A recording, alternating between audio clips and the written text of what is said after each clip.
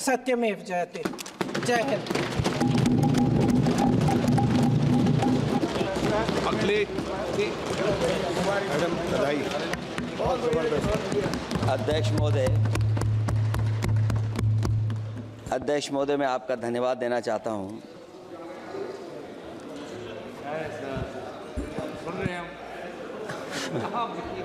अध्यक्ष महोदय, मैं आपका धन्यवाद देना चाहता हूं। साथ ही साथ इस सदन में जो 75वें वर्ष पर संविधान की बहस शुरू हुई है, जहां सत्ता पक्ष से माननीय रक्षा मंत्री जी उन्होंने अपनी बात रखी। अभी कांग्रेस पार्टी की नवनिर्वाचित सांसद उन्होंने अपनी बात रखी। उसके बाद अध्यक्ष महोदय मुझे बोलने का मौका मिल रहा है। मैं सबसे पहले लाखों लाख लोग जो भारत देश की आज़ादी में जिन्होंने अपनी जान न्यौछावर कर दी, देश आज़ाद हुआ। आज़ादी के बाद बाबा साहब भीमराव अंबेडकर जी और तमाम हमारे वरिष्ठ लोगों ने इस संविधान को देने का काम किया। मैं उनको याद करने के साथ साथ जो आज 13 तारीख जिस दिन हम आप सदन में बैठे हैं, एक ऐसी घटना घटी थी, अगर उस समय सुरक्षा कर्मियों ने अपनी सूझबूझ के साथ, बहादुरी और साहस के साथ अगर उन आतंकवादियों को मुकाबला न किया होता तो हमारे देश के बहुत सारे महत्वपूर्ण नेता जो उस समय सदन में थे, न जाने क्या परिस्थिति बनती। मैं उन बहादुर जिनकी जान गई उनका याद करता हूँ, वहीं श्रद्धांजलि भी देता हूँ। मैं इस संविधान की चर्चा पे जहाँ खड़ा हुआ हूँ, मैं बाबा भीमराव अंबेडकर जी उनको श्रद्धांजलि अर्पित करते हुए जिन्होंने संविधान को देने का काम किया। हमारा संविधान जो तैयार हुआ है, उनकी प्रबुद्ध दृष्टि का परिणाम है कि हमारे पास न्याय, स्वतंत्रता, समानता और बंधुत्व के सिद्धांतों पर आधारित एक महान संविधान हमें मिला है। भारत राज्यों का एक संघ है और हमें विविधता में एकता पर गर्व है। ये हमारा संविधान ही है जिसने भाषाई, क्षेत्रीय, धार्मिक और जातीय विविधता वाले हमारे देश को एक साथ रखा है। ये संविधान डॉक्टर अंबेडकर जी ने कहा था कि संविधान की सफलता इस पर निर्भर करेगी कि हम उसके अनुसार कैसे काम करते हैं। ये देखना है, विधायिका, कार्यपालिका और न्यायपालिका की जिम्मेदारी है कि इस महान देश का शासन हमारे संविधान में निहित उच्च सिद्धांतों के अनुसार चलाया जाए। डॉक्टर अंबेडकर ने कहा था, मैंने तो संविधान निर्माण का दायित्व बहिष्कृत वंचित वर्गों को अधिकार दिलाने के लिया है। ये वही संविधान है जो समय समय पर हमारा रक्षा कवच बनता है। अध्यक्ष महोदय, ये संविधान हमारी ढाल है, संविधान हमारी सुरक्षा है, संविधान हमें समय समय पर शक्ति देता है। संविधान ही देश की 90% शोषित, उपेक्षित, पीड़ित, वंचित जनता के अधिकारों का सच्चा संरक्षक है। ये संविधान ही हमारा बड़ा मददगार है। इसलिए ये हमारे जैसे लोग और देश के कमज़ोर लोगों के लिए और खासकर पीढ़ी के लिए संविधान की रक्षा जन्म मरण का विषय है। संविधान ही लोकतंत्र की प्राणवायु है। और जहां बाबा साहब भीमराव अम्बेडकर जी ने इतना शानदार अच्छा संविधान दिया, वहीं डॉक्टर अम्बेडकर ने स्पष्ट कहा था, जो हमारे माननीय मंत्री जी ने भी सत्ता पक्ष से वो बात रखी और कहा था, संविधान कितना भी अच्छा हो, यदि उसे लागू करने वाले लोग अच्छे नहीं होंगे तो परिणाम अच्छे नहीं निकलेंगे। इसलिए अध्यक्ष महोदय, इस संविधान पर लगभग 75 वर्ष में के बाद भारत की संसद में फिर चर्चा हो रही है। मैं कई महत्वपूर्ण बिंदुओं पर अपनी बात को रखना चाहूँगा। अध्यक्ष महोदय, हमारे संविधान की प्रस्तावना संविधान का निचोड़ है। सरकार के उद्देश्यों और लक्ष्यों को स्पष्ट उल्लेख है प्रस्तावना में। मैं प्रारंभ करता हूं संपूर्ण प्रभुत्व संपन्न समाजवादी धर्मप्रिय लोकतांत्रिक गणराज्य से। आज अध्यक्ष जी, सीमाओं की रक्षा करना संप्रभु का प्रथम कर्तव्य है।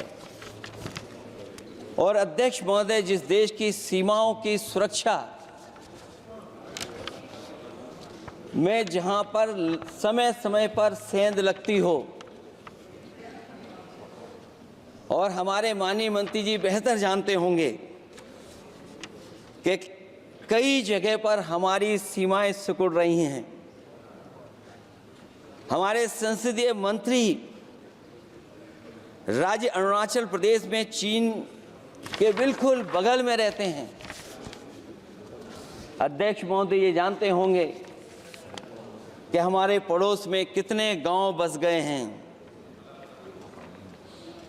न जाने कितना वहां पर गांव की तरह घर बसा दिए गए हैं। लद्दाख की तरफ अभी दोनों देशों की सेनाएं पीछे हटी हैं।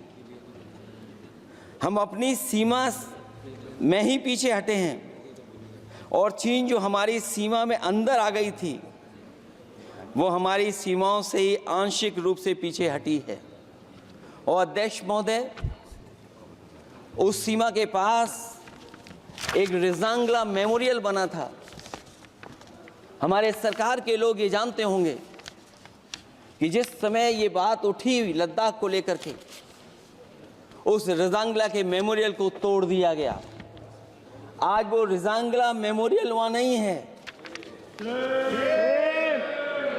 और उस लड़ाई के लिए अध्यक्ष महोदय, हमारी फौज के लिए कहा गया था कि हमारी वो बहादुर फौज है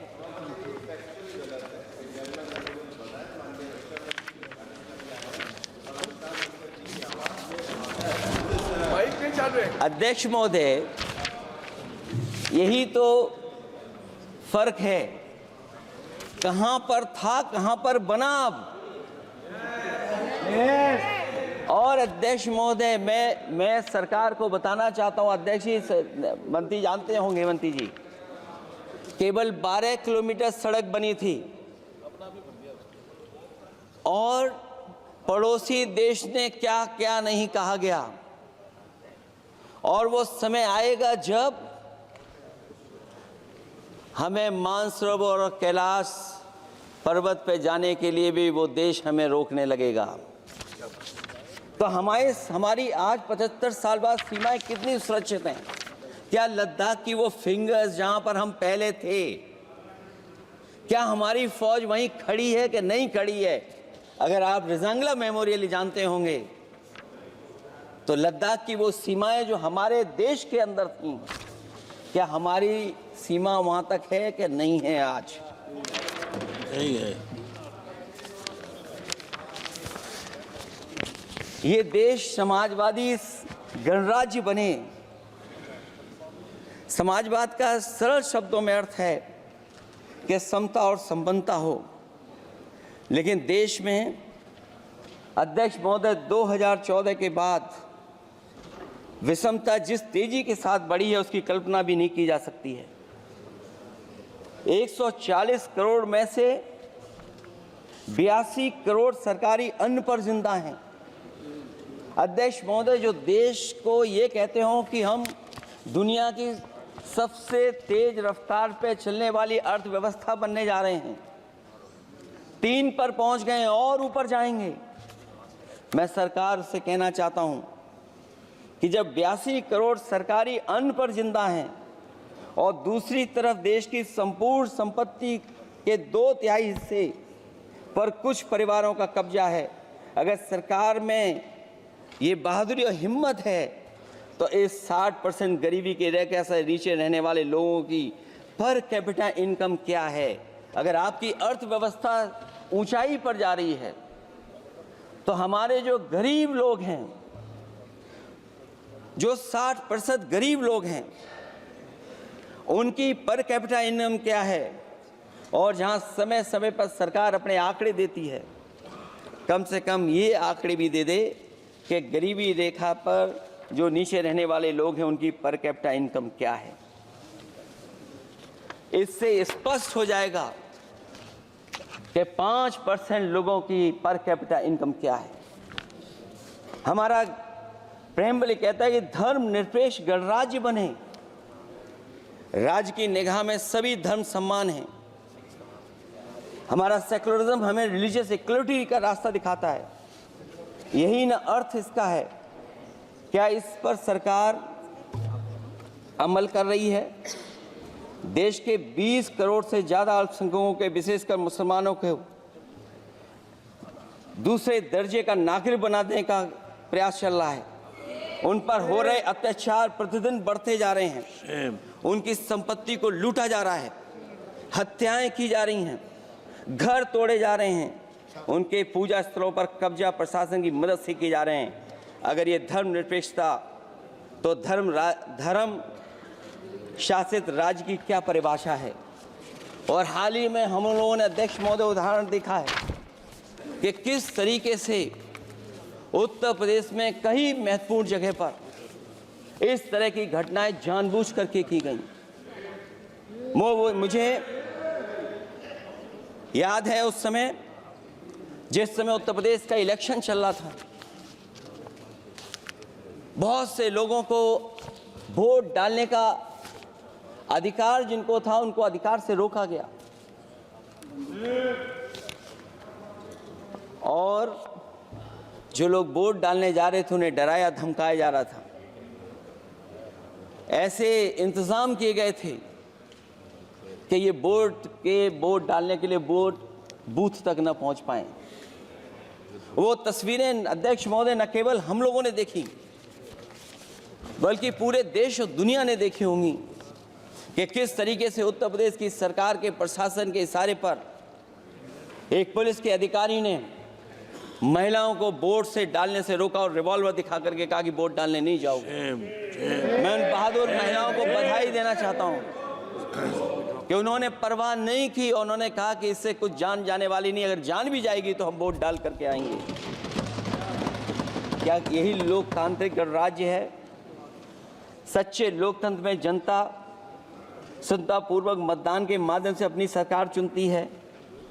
क्या हम सही अर्थों में लोकतांत्रिक व्यवस्था में जी रहे हैं, जहां सरकार मशीन और सरकारी मशीनरी के जरिए जहां चाहे अपनी सरकार बना लेती है, जनता के मत का कोई अर्थ नहीं रखे हैं, वह लोकतंत्र नहीं कहा जा सकता है। यह व्यवस्था जब तेजी से लोकतंत्र में तानाशाही की तरफ बढ़ रही है, हिटलर ने भी तो जनता द्वारा चुने जाने के बाद संविधान में संशोधन करके तानाशाही कायम कर दी थी। हमारी सरकार भी उसी के समांतर चलने का प्रयास कर रही है। प्रस्तावना में अध्यक्ष महोदय सामाजिक, आर्थिक और राजनीतिक न्याय दिलाने की बात है। अध्यक्ष महोदय, मैं जब सरकार की तरफ से माननीय मंत्री जी को सुन रहा था, उन्होंने जाति जनगणना को लेकर के कहा कि जाति जनगणना कराना चाहें तो करा लें। हम लोग तो उस पक्ष के धर लोग हैं, अगर आप करा सकते हैं तो आप कराइए। नहीं अध्यक्ष महोदय, जब कभी भी हम लोगों को मौका मिलेगा तो जाति जनगणना कराने का काम हम लोग करेंगे। सामाजिक न्याय समाज के अनुसूचित जाति, अनुसूचित जनजाति और अन्य पिछड़े वर्गों को न्याय दिलाने का बड़ा अस्त्र आरक्षण था, उसे समाप्त कर दिया गया है। आउटसोर्सिंग और कॉन्ट्रैक्ट बेसिस पर थोड़ी बहुत नौकरियां जो दी जा रही हैं, उनमें दलितों और पिछड़ों का कोई आरक्षण नहीं है। शिक्षण संस्थाओं और विश्वविद्यालय में प्रोफेसर्स और वाइस चांसलर के चयन के समय इनके आगे लिख दिया जाता है, एक नया शब्द का इजाद हुआ, NFS, नॉट फाउंड सुटेबल।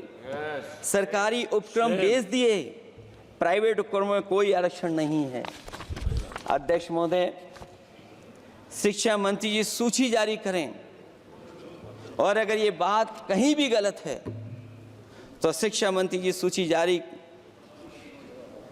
कर दें। देश के सभी केंद्रीय विश्वविद्यालयों के वाइस चांसलर की ओर प्रोफेसर की एक, मैं तो कहूंगा अध्यक्ष महोदय कि शिक्षा मंत्री जी अगर ये सूची जारी कर दें कि जितनी भी सेंट्रल यूनिवर्सिटीज हैं और उनके माध्यम से जितने भी प्रोफेसर्स का अपॉइंटमेंट हुआ है, सब बात साफ हो जाएगी। आप केवल देश के 10% लोगों को ही ख्याल रख रहे हैं, बाकी 90% लोगों का आप ख्याल नहीं रख पा रहे हैं।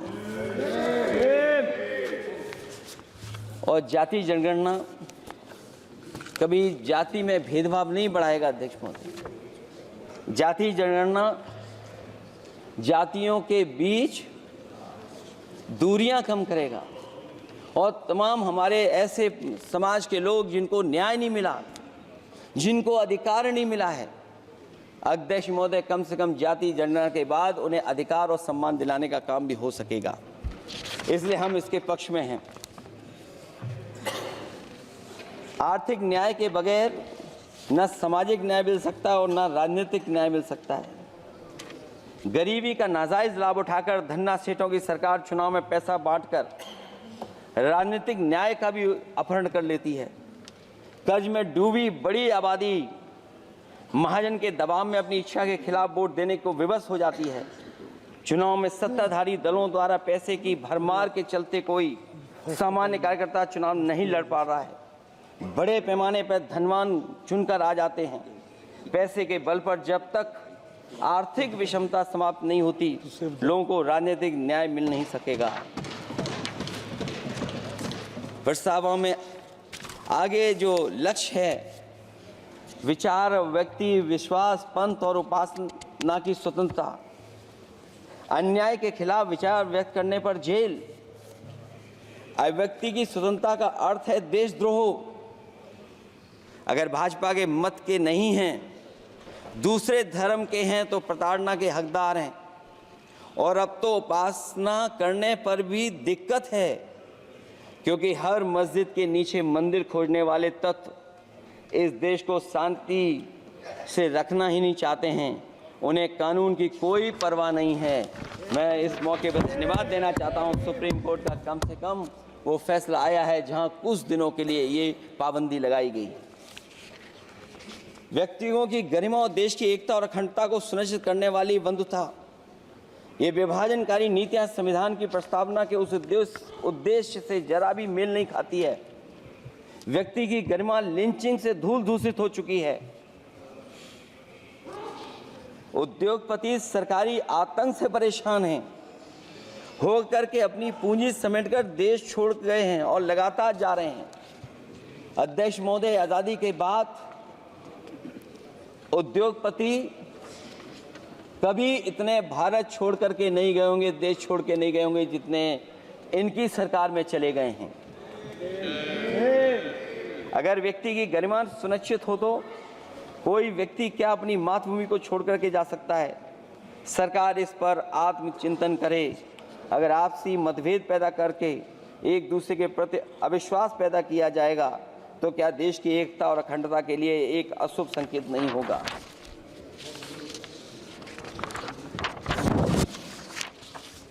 अध्यक्ष महोदय,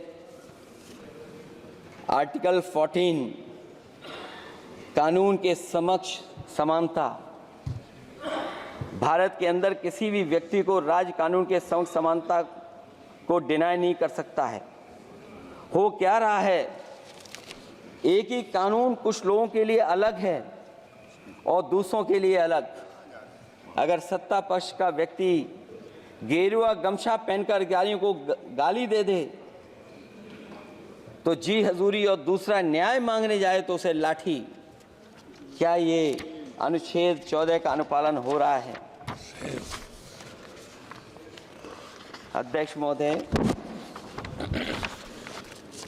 किसी भी व्यक्ति को उसके जीवन और दैहिक स्वतंत्रता से कानून सम्मत प्रक्रिया के बगैर वंचित नहीं किया जा सकता। ये सबसे महत्वपूर्ण मौलिक अधिकार है, लेकिन सबसे ज़्यादा इसी का दुरुपयोग हो रहा है। फर्जी मुठभेड़ में हत्याएं, जेल के अंदर हत्याएं और पुलिस अफरीक्षा में हत्याएं। आदमी कहीं भी सुरक्षित नहीं है। ईडी का तो ऐसा कानून बना दिया गया है कि बिना एफआईआर, बिना नोटिस किसी को भी बंद कर दो। लोकतंत्र फासिज्म में बदल रहा है। और अध्यक्ष महोदय, क्योंकि उत्तर प्रदेश की चर्चा सत्ता पक्ष से भी हुई, जो हालात उत्तर प्रदेश में हैं, ऐसे हालात कभी किसी ने पहले नहीं देखे।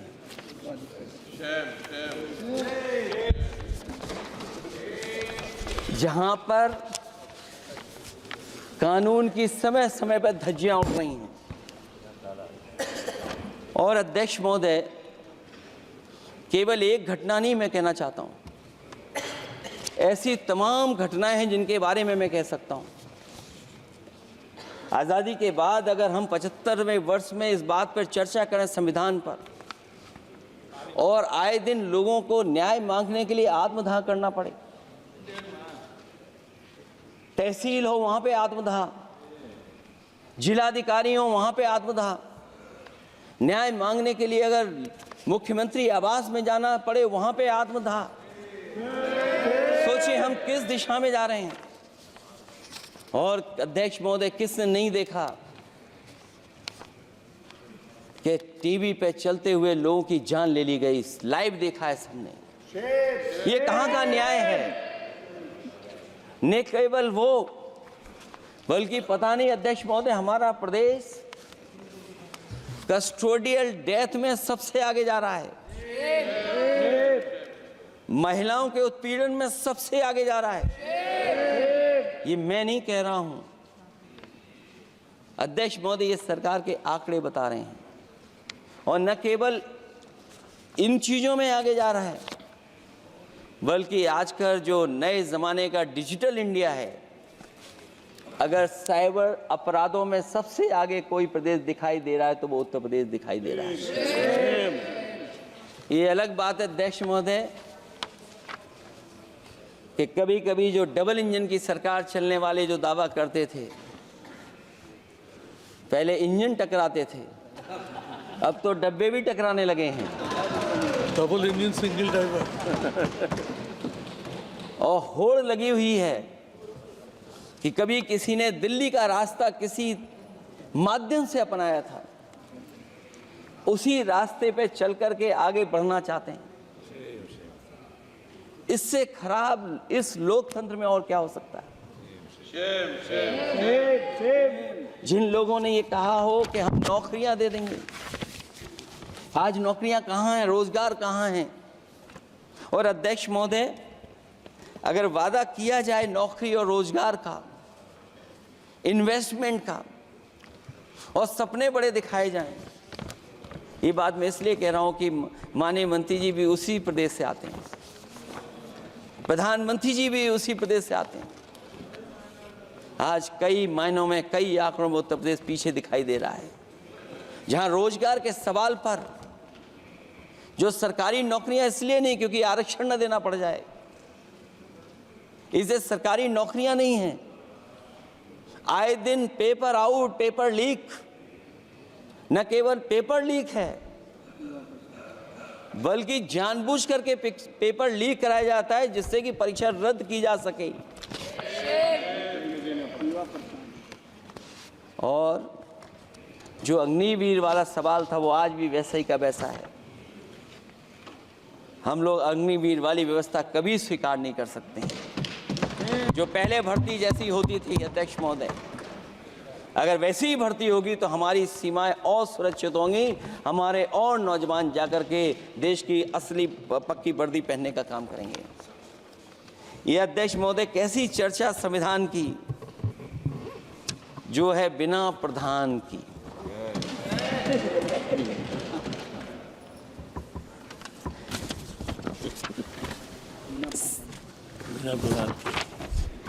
अध्यक्ष महोदय, इस सरकार में जो लोकतंत्र के साथ खिलवाड़ हुआ है, इतना कभी खिलवाड़ नहीं हुई होगी।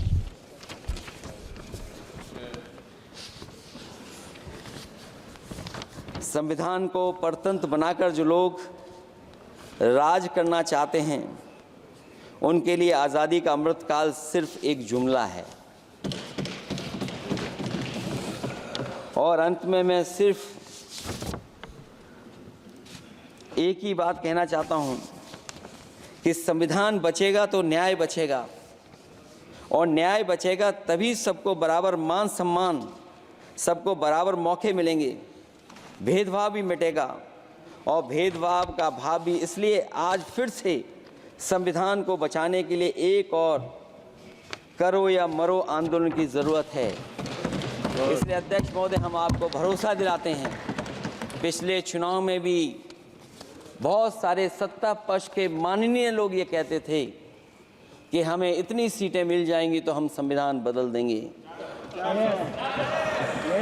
अध्यक्ष महोदय, मैं आपके माध्यम से जनता का धन्यवाद देना चाहता हूं कि उन्होंने 400 पार के नारे को गिरा दिया और विपक्ष को इतनी ताकत दे दी कि इनकी जो सपना था संविधान बदलने को, उस सपने को तोड़ने का काम किया। अध्यक्ष महोदय, बहुत सारे साथी इधर के ही उधर हैं, अगर उधर वाले इधर आ गए उसी दिन ये सत्ता से बाहर हो जाएंगे। अध्यक्ष महोदय, आखिरी में मैं कुछ लाइनें कहकर के अपनी बात खत्म करना चाहता हूं। न मेरा है न तेरा है, ये हिंदुस्तान सबका है। नहीं समझी गई ये बात तो नुकसान सबका है। हजारों रास्ते खोजे गए उस तक पहुंचने के, मगर पहुंचे हुए ये कह गए भगवान सबका है। जो इसमें मिल गई नदियां वो दिखाई नहीं देती महासागर बनाने में, मगर एहसान सबका है। अनेकों रंग खुशबू नस्ल के फल फूल पौधे हैं, मगर उपवन की इज्जत आबरू ईमान सबका है। हमें उम्मीद है कि इस चर्चा के बाद बाबा साहब भीमराव अम्बेडकर जी का दिया हुआ संविधान को बदलने का सपना नहीं देखा जाएगा। साथ ही साथ डॉक्टर राममनोहर लोहिया, जिन्होंने समाजवादी आंदोलन का रास्ता दिखाया, नेताजी ने जो संघर्ष कर करके हम लोगों को उस जगह पहुंचाया, वहीं लोकनायक जयप्रकाश जी ने इस देश को आगे बढ़ाने के लिए समय समय पर संपूर्ण क्रांति का आह्वान देकर के जागरूक किया। मैं उन सबको याद करते हुए एक बार फिर अध्यक्ष जी आपका बहुत बहुत धन्यवाद देता हूँ। श्री कल्याण बनर्जी।